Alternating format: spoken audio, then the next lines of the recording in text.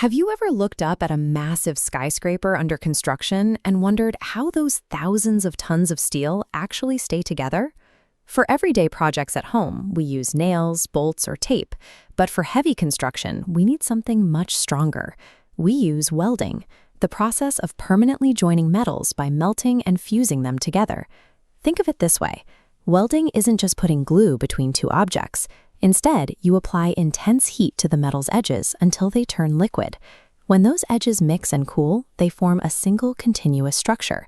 You no longer have two separate pieces holding onto each other. You have one solid structure. This ability to create permanent, unbreakable bonds out of raw metal is the technology that makes our entire modern built environment possible. And you will find this process everywhere, from the heavy, thick pipes in nuclear power plants to the fast-moving assembly lines manufacturing our cars. Industries rely on welded joints because they are exceptionally strong, they are completely leak-proof, and cost-effective to produce at scale. But there are trade-offs. The extreme heat required to melt steel can easily warp and distort the surrounding metal. And because the resulting joint is permanent, taking it apart later is incredibly difficult.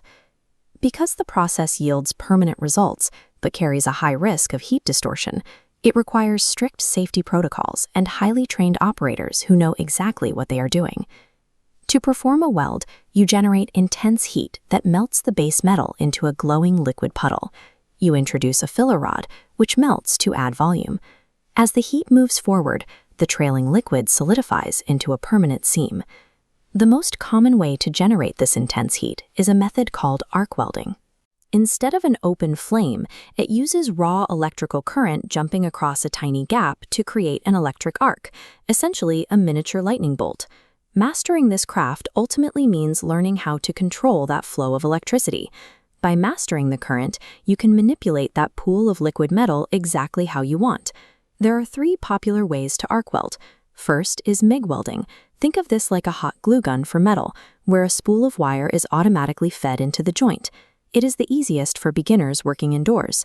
Then there's TIG welding, which uses a non-melting rod for high-precision, surgical-grade work. Finally, stick welding is the go-to method for heavy-duty environments.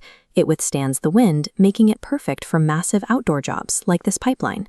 Regardless of the method, you must build a complete electrical circuit. The machine provides power.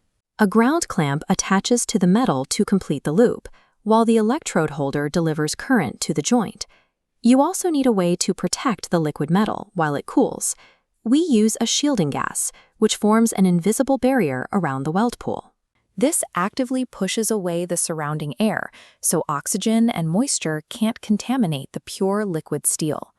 Configuring this electrical circuit and ensuring your gas shield is properly set up is the mandatory prerequisite before a single spark is ever struck. Once your gear is ready, you must look at how your raw materials are physically arranged. The orientation of the metal entirely dictates how the weld needs to be performed. Look at these foundational configurations. Lay pieces edge to edge in a butt joint, overlap them in a lap joint, or place them perpendicular for a T-joint. You can also form a corner joint, or stack them parallel in an edge joint. The geometry of these joints determines how stress travels through the structure. This choice of setup is the primary factor in how much weight the final project can safely hold. Now it is time to actually make the weld. The first step is preparation.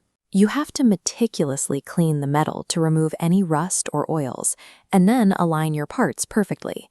Next, you put on your personal protective equipment. You need thick leather gear and a specialized helmet to block out the intense UV radiation, flying sparks, and toxic fumes. Then comes the moment of action. You strike the arc to get the current flowing. With a steady hand, you slowly drive that molten puddle along the joint. When the seam is finished and cooled, you enter the cleanup phase. This involves chipping the protective crust, called slag, and using a grinder to smooth out the surface. Following this step-by-step workflow ensures your physical safety while guaranteeing the mechanical integrity of the joint. But your job isn't quite done yet. Visual inspection is mandatory because incorrect machine settings or poor technique can easily create hidden structural flaws. Take a look at this cross-section diagram. One of the most common defects is called porosity. If you lack proper shielding gas, air gets into the weld and leaves bubbles permanently trapped inside the drying metal, ruining its strength. Another common issue is lack of fusion. If your heat is too low or you move too fast, the filler metal just sits on top without melting into the base structure. Identifying these patterns in the cooling metal allows you to adjust your heat, speed, and torch angle to correct the root of the issue. If you are just starting out, remember the golden rule. Never rush your preparation. Always clean the metal and practice on scrap before you touch your final project. Here is a counterintuitive secret of the craft. Train your eyes to watch the swirling liquid metal pool, not the blinding light of the arc. If you maintain a consistent angle and a steady, rhythmic travel speed, you will keep the heat even and prevent most defects. Warm, encouraging gear with the proper safety gear, with a steady hand and a knowledge of how heat moves through steel, you can reliably join metal into a single, strong piece of work.